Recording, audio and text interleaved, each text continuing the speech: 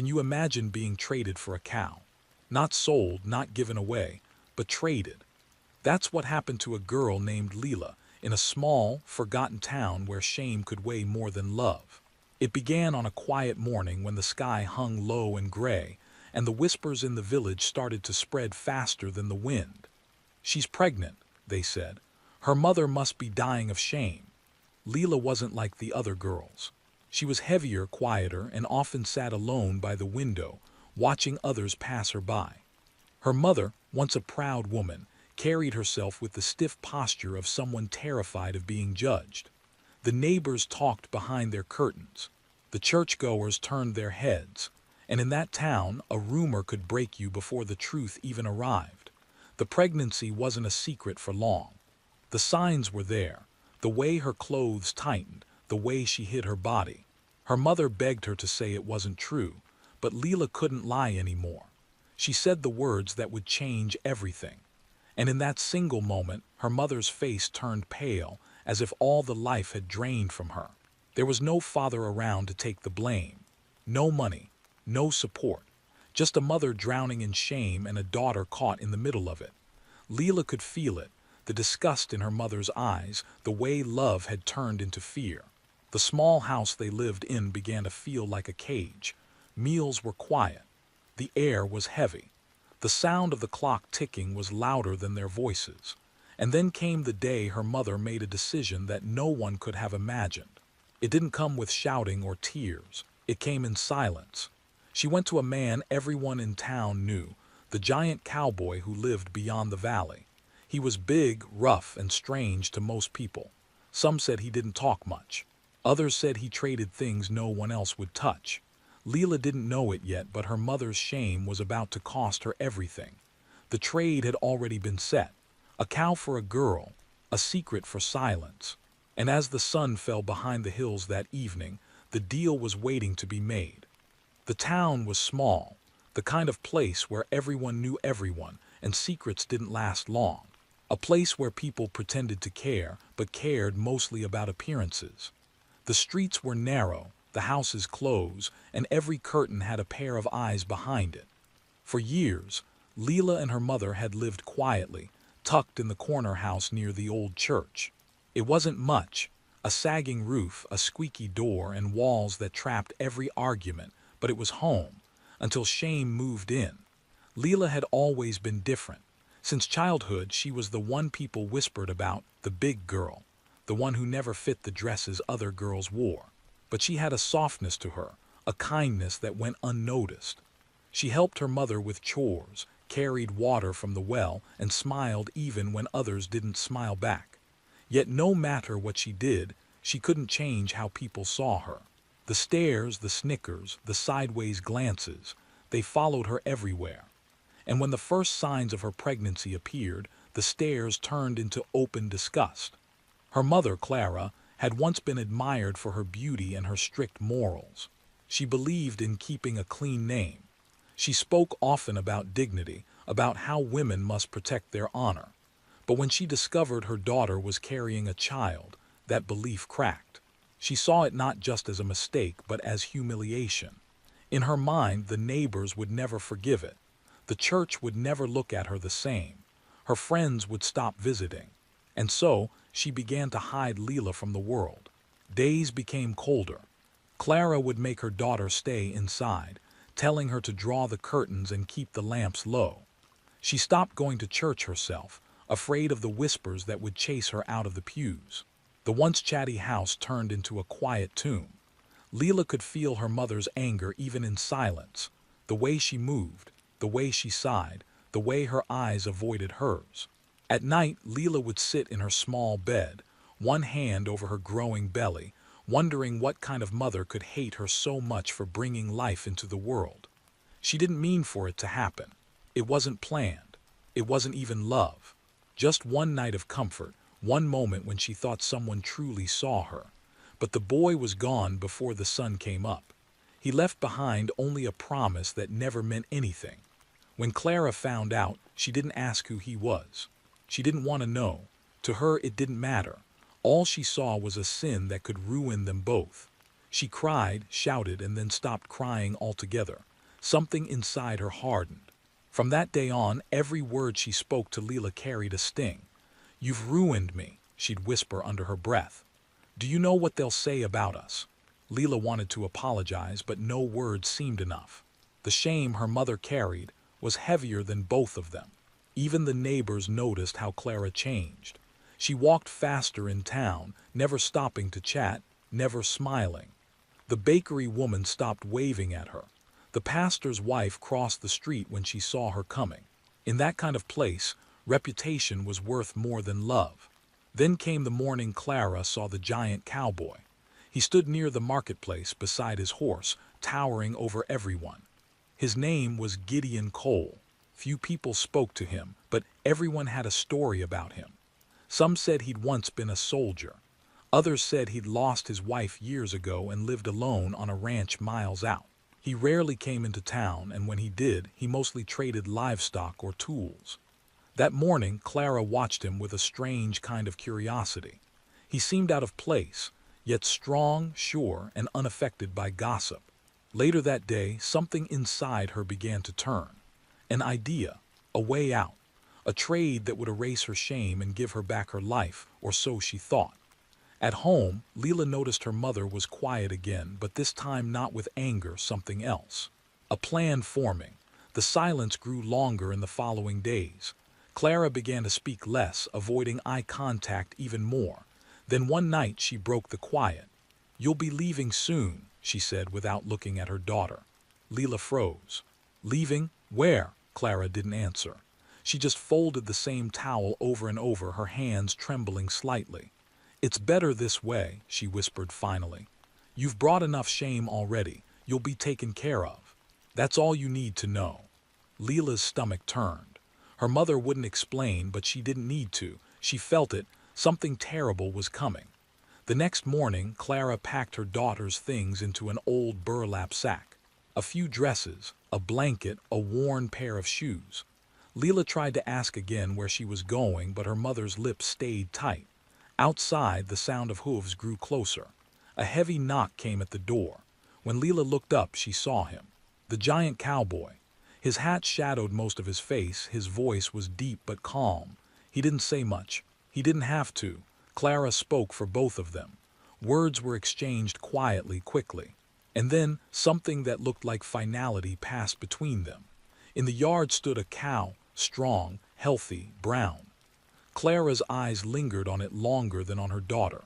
She touched the animal's neck as if it were the answer to her prayers. Leela didn't cry, not yet.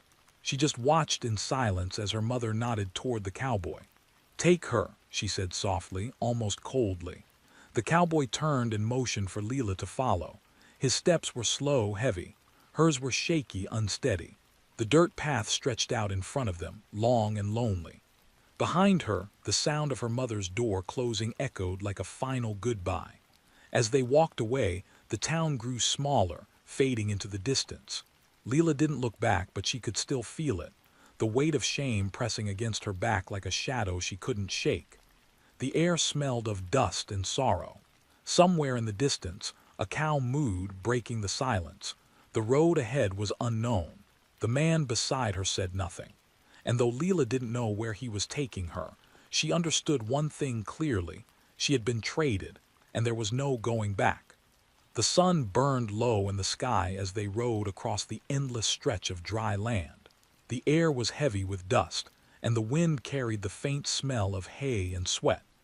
Leela sat on the back of the horse behind the giant cowboy, holding onto the saddle, her fingers stiff from fear. She didn't know where they were going, and she didn't dare ask.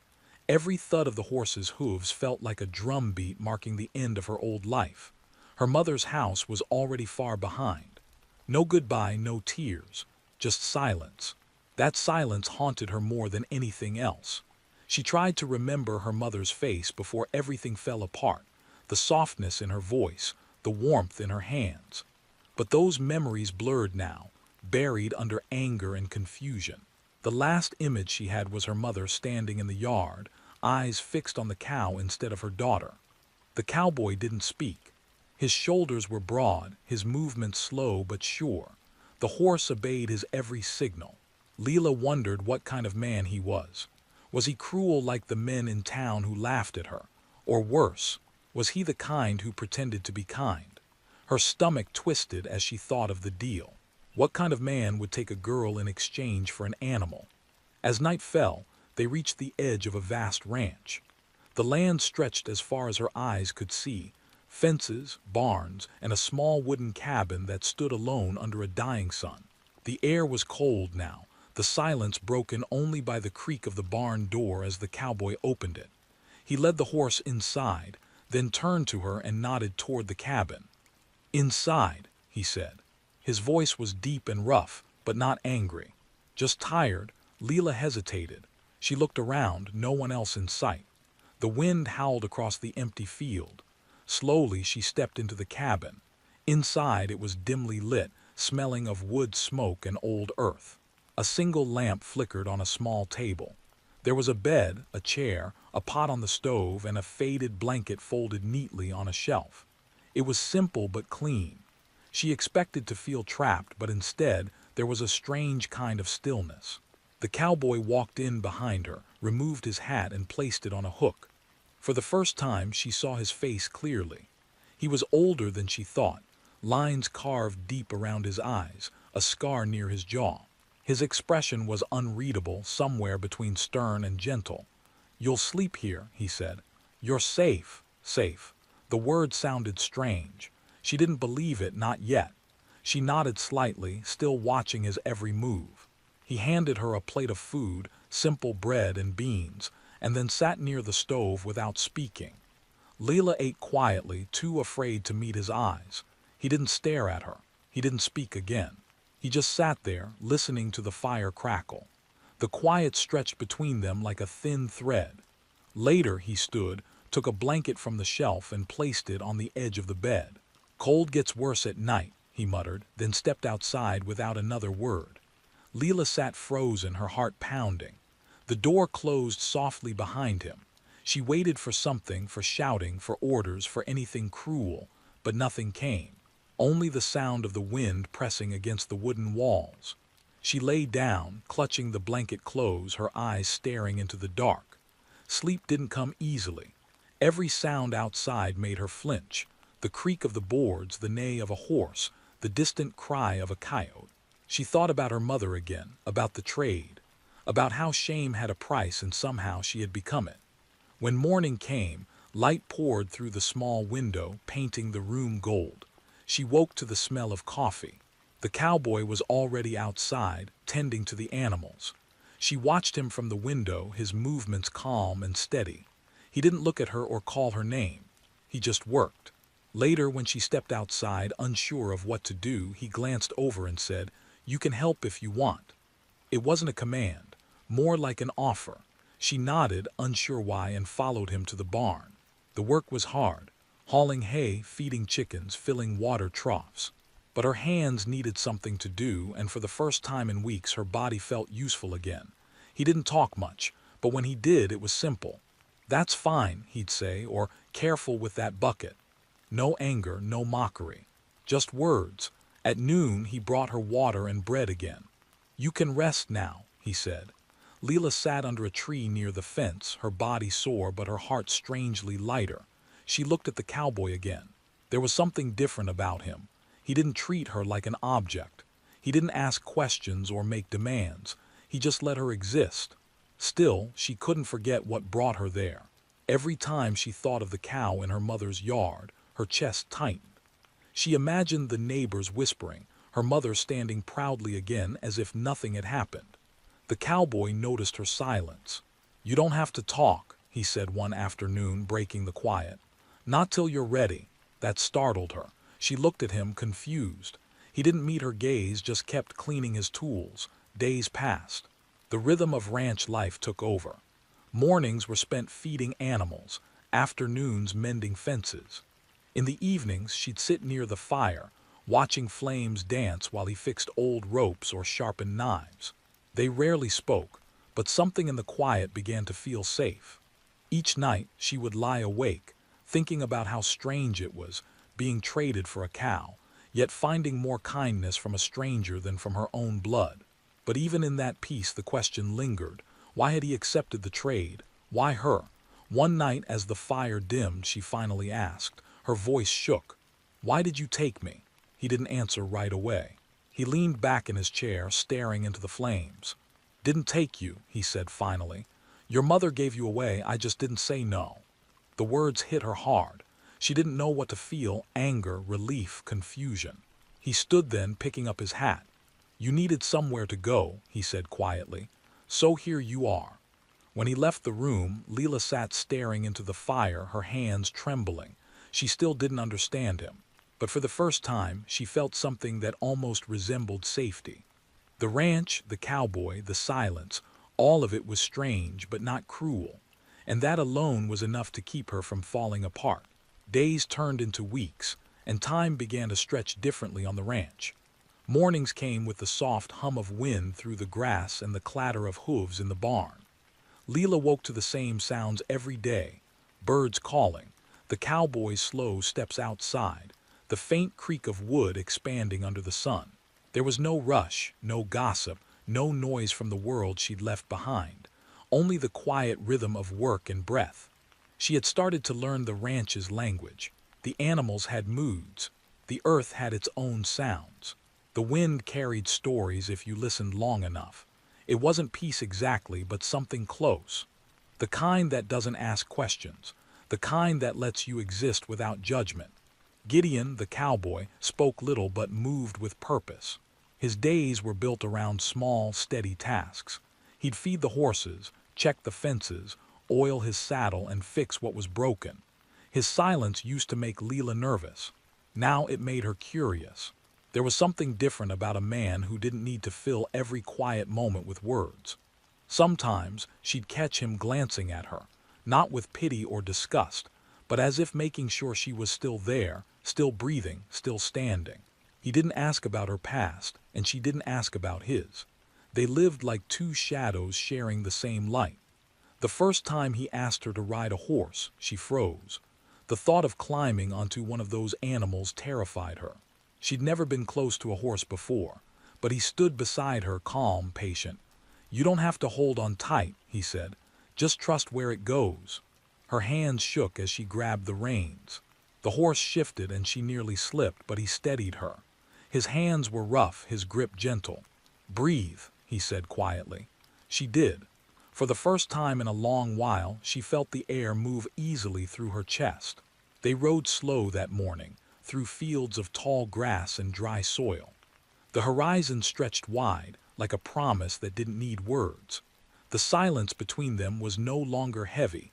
It felt like a kind of understanding.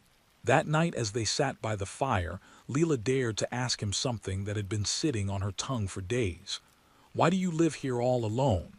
He didn't look up. "I tried living with people," he said after a moment. "Didn't work out. Because of them or you?" He smiled, just barely. "Maybe both." It wasn't the kind of answer she expected, but it told her more than he realized. There was pain behind that calm voice. The kind that doesn't heal, just softens over time. The ranch had once belonged to his family, he told her later. His father raised horses. His mother grew vegetables behind the barn. They were gone now, buried on the hill near the old oak tree. After they passed, he said, the land just felt quieter. Leela listened. She understood that kind of quiet, the one that comes after loss. The one that lingers even when everything else moves on. In the evenings, she'd sit by the window, her belly growing heavier, feeling the baby shift inside her. She thought of the life forming there, how it hadn't asked to exist in such a cruel world. She whispered to it sometimes, promises she wasn't sure she could keep. "You'll never be traded," she'd say softly. "You'll be loved no matter what." The cowboy would see her talking to herself and never interrupt. Sometimes he'd leave a cup of warm milk on the table before heading outside. He didn't say it was for her, but she knew. There was a storm one afternoon, sudden and wild. The sky turned dark and the wind screamed through the trees. Leela ran to close the barn doors, but one of them slammed hard, throwing her back. Before she could stand, Gideon was there, pulling her up, his arm wrapped protectively around her. Rain soaked them both, but for the first time she wasn't afraid. His grip felt steady, like a wall between her and the world. When the storm passed, they sat on the porch, drenched, silent, watching lightning fade into distance. "Storms don't last," he said finally. "They just sound worse when you're in the middle of them." She looked at him, his face still wet, hair stuck to his forehead. "Do they ever come back?" she asked. He glanced at her belly. "Sometimes. But you'll be stronger by then." That night she lay awake, his words replaying in her mind. Stronger. It wasn't something she'd ever thought of herself as. The world had always told her she was too soft, too big, too much. But maybe softness could survive where hardness broke. The next morning, she woke early and started the fire before he came in. It was a small thing, but it felt like claiming a piece of her life back.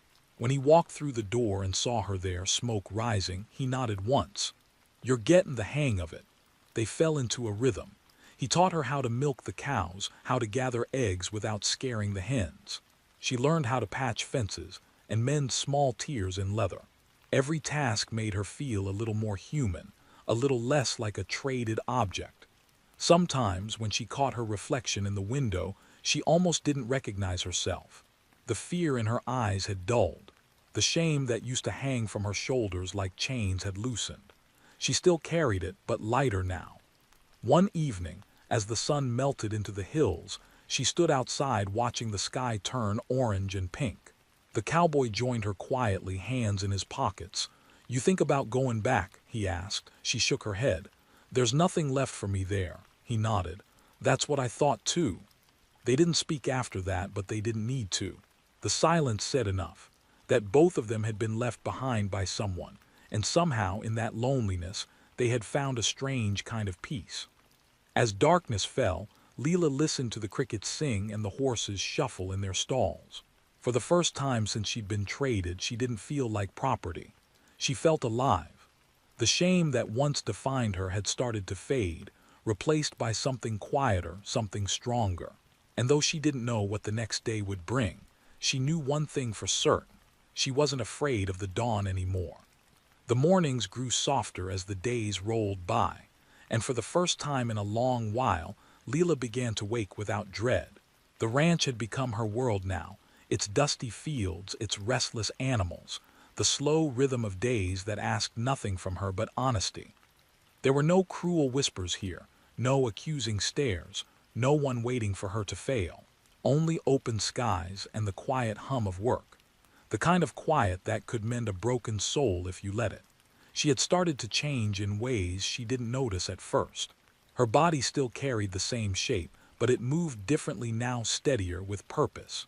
Her hands had grown rough from work, her arms stronger from lifting and carrying. Sometimes, when she'd catch her reflection in the window, she'd pause. Her face looked older, yes, but there was a calm there she had never seen before. Not pride, not beauty, something else. Something peaceful. The cowboy still spoke little, but Leela had learned to read his silences. He wasn't cold. He just lived quietly, like the earth itself. When he did talk, his words carried weight, like pebbles dropped into still water. One morning, as they worked side by side repairing a fence, he said, "You don't look scared anymore." Leela didn't answer right away. She looked out at the horizon where the grass swayed like waves. "Maybe I ran out of fear," she said finally. He gave a faint smile. "That's a good thing to run out of." The baby was growing fast. She could feel the small kicks now, tiny reminders of life pressing against her from the inside. At night, when she lay in bed, she'd talk softly to the child. She didn't tell stories, just thoughts. "You'll have a better start than I did," she'd whisper. "You'll never be a secret." Sometimes, when she couldn't sleep, she imagined what the child's face would look like. Would it have her eyes or his? Would it laugh easily or be quiet like Gideon? One evening, she found him sitting by the fire sharpening his knife, the orange glow flickering across his face. She asked something she'd been afraid to say aloud. "Do you ever think people can change?" He looked at her, then back at the blade. "People don't change," he said slowly. "They remember, and they do better next time if they can." That stayed with her. Maybe she couldn't erase what had happened, but she could build something new from it, something that wasn't made of shame. Work on the ranch became more than survival, it became her way of rebuilding herself. She learned the rhythm of the place, when to feed, when to rest, when to trust silence. She started helping with the books, scribbling simple notes about feed and weather. Gideon showed her how to keep track of things, and though her handwriting was shaky, she liked seeing her words fill the pages. It made her feel like her thoughts mattered again. Sometimes they ate together in silence, the only sound the clink of spoons against bowls. It was a strange kind of comfort. No demands, no expectations, just presence. But peace can be fragile. One afternoon, a wagon rolled up the long dirt path to the ranch. Leela froze the moment she saw it. The sound of wheels crunching over gravel stirred something deep inside her, a mix of fear and memory.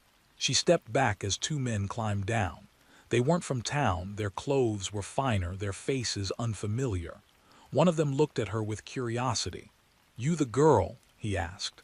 Gideon stepped forward before she could answer. "She's not your concern," he said flatly. The man smirked. "Town's been talking about her, the one who got traded. Some say she ran off, some say you bought her." The words hit Leela like a slap. Shame burned through her, the kind she thought she had left behind. She turned away, but Gideon didn't move. His voice stayed calm, but there was steel underneath it. "You best turn that wagon around," he said. "Ain't nothing for you here."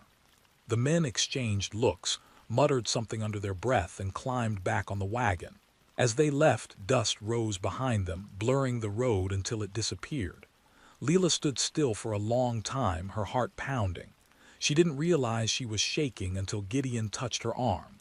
"They won't be back," he said softly, but the shame lingered like a shadow. That night, as she lay in bed, she felt it creeping in again, the voice that told her she was unworthy, that her life was still a transaction. The next morning she didn't speak much. She worked harder than usual, as if labor could scrub away the ache. Gideon noticed but said nothing until evening. When the day's light faded, he found her sitting near the barn, staring at the sky. "You can't fight ghosts," he said quietly. "They ain't real unless you let them be." She blinked, her throat tight. "But they still follow you. Only if you keep looking back." The words struck deep. She thought of her mother, how she'd been driven by fear, how shame had turned her cruel. Maybe her mother had her own ghosts too. The thought didn't make her forgive, but it softened something inside her. Days passed, and the heaviness began to lift. She found small joys again. The sound of rain on the roof, the warmth of sunlight on her face, the way the baby moved when she laughed. Gideon started building a small crib out of wood scraps from the barn. When she saw it, her eyes filled with tears she didn't try to hide. He didn't say much, just nodded toward it. "Ain't fancy," he said, "but it'll do." She ran her hand along the smooth edges, feeling the weight of his quiet kindness. No one had ever made something for her before. In the weeks that followed, her bond with him deepened, not in the way of lovers, but something gentler. Two people who had been broken by life finding steadiness in each other's presence. Sometimes when they worked side by side, their hands brushed and neither pulled away. One night, as the moon hung full and pale above the ranch, Leela sat outside wrapped in a blanket, watching the stars scatter across the sky. Gideon joined her without a word. For a long time they just sat there, listening to the soft night sounds, the crickets, the slow breathing of the earth. Finally she said, "When I first came here I thought you'd hurt me." He didn't look at her. "You're not the first to think that." "But you didn't," he exhaled, the sound deep and tired. "Hurt people enough times and you start wanting to do better. I just don't always know how." Leela turned her gaze upward again. The stars blurred through the quiet ache behind her eyes. Maybe that was what healing looked like. Not forgetting what broke you, but learning how to breathe in its presence. The baby kicked softly and she smiled to herself. The wind brushed her cheek, gentle as a promise. The night no longer felt like a cage. It felt like the beginning of something she hadn't dared believe in: freedom. The day came quietly, without warning. The sky was pale and soft, and the air smelled faintly of rain. Leela woke before dawn, her breath uneven, her hands gripping the blanket. The baby was coming. She didn't have time to be afraid. Her body already knew what to do. Pain rippled through her, deep and raw, each wave sharper than the last. She called out once, and Gideon came running from the barn, his boots thudding hard against the floorboards. He didn't panic. He moved with that same steady calm that had become his way of living. He boiled water, tore old cloth, built the fire higher. Leela could barely speak through the pain, her voice breaking as she gasped for air. He knelt beside her, wiping sweat from her forehead. "You're all right," he said softly. "You just keep breathing." The hours stretched like days. The storm outside grew louder, wind beating against the windows as if the world itself was bearing witness. Gideon stayed by her side, his rough hand steadying her, his voice the only thing anchoring her through the blur of agony. When the baby's cry finally cut through the storm, it sounded like light breaking through a closed door. Leela's tears came without control. She didn't remember when the pain stopped, only the sound, small and fragile, filling the room. Gideon held the child for a moment before placing it gently in her arms. A tiny face, eyes squeezed shut, mouth open in protest at being born into such a noisy world. Leela looked down and forgot the weight of everything for one precious second. The ranch was silent again by morning. The storm had passed, leaving behind a clean, damp world. Leela lay weak but awake, the baby asleep beside her. Gideon sat near the fire, his hat resting on his knee. For a long time neither spoke. Then he said, "You did good," she smiled faintly. "I didn't think I could." "Most people don't," he said. "Then they do." The days after the birth were slow, full of small moments that stitched together like patches on an old quilt. Gideon took care of the chores while Leela rested. Sometimes she'd watch him through the window, the baby in her arms, and feel a strange warmth bloom inside her. He wasn't family, not by blood, but something deeper had begun to grow between them. A quiet loyalty, an understanding forged in hardship and silence. The baby, a girl, was strong. She cried loud and slept little, but her tiny fists always found their way to Leela's chest, as if holding on to the world itself. Leela named her Hope, not because it was poetic, but because it was true. Hope was the only thing that had survived everything. Weeks passed before the world outside noticed. Word traveled as it always did. One afternoon, a figure appeared on the dirt road. Leela saw her from the porch before Gideon did, her mother, Clara. Her dress was clean but faded, her face thinner, her posture smaller than Leela remembered. Leela froze. The air felt heavier, as if the earth itself was holding its breath. Gideon stepped outside, standing beside her but saying nothing. Clara stopped a few steps away, her eyes darting between her daughter and the baby in her arms. "You came all this way," Leela said quietly. Her mother's lips trembled. I didn't know if you were alive." "I was," Leela said. "You just didn't look." The silence stretched painfully long. Clara's hands twisted the hem of her dress. "I made a mistake," she whispered. "I thought I was doing what was best." Leela almost laughed, but the sound never came. "You traded me for a cow," she said softly. "Was that best?" Clara flinched, eyes filling with tears. "I was scared. People were talking. I didn't know what else to do." Gideon stayed still, watching from beside the porch post, saying nothing but his presence grounding Leela like a quiet wall of strength. Leela looked down at her baby. Hope stirred, eyes fluttering open. "You gave me away because of shame," she said, "but she's the only thing that saved me." Her mother's tears fell freely now. "I came to take you home." Leela shook her head slowly. "I am home." The words came out softer than she expected, but there was no hesitation in them. She wasn't angry anymore. The pain was still there, but it had changed shape. It wasn't a wound now, it was a scar, one that no longer bled. Clara stood there for a moment longer, then nodded weakly. She turned to leave, her shoulders slumped under the weight of regret. Leela didn't stop her. She didn't need to. Some things couldn't be undone, only understood. When her mother disappeared over the hill, Gideon spoke for the first time.